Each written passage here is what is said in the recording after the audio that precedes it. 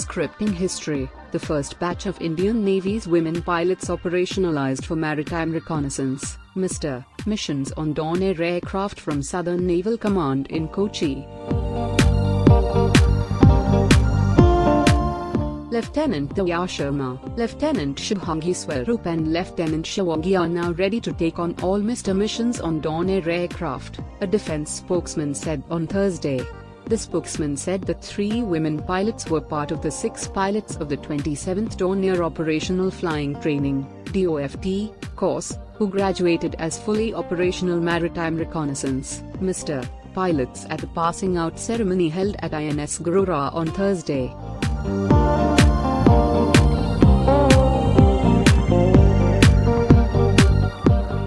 Rear Admiral Anthony George, Chief Staff Officer, Training, of SNC was the chief guest of the event and presented awards to the pilots who are now fully qualified to fly Dornier aircraft for all operational missions.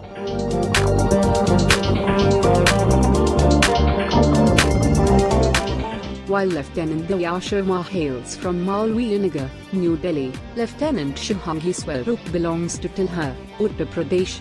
Lieutenant Shivangi hails from Muzaffarpur, Bihar.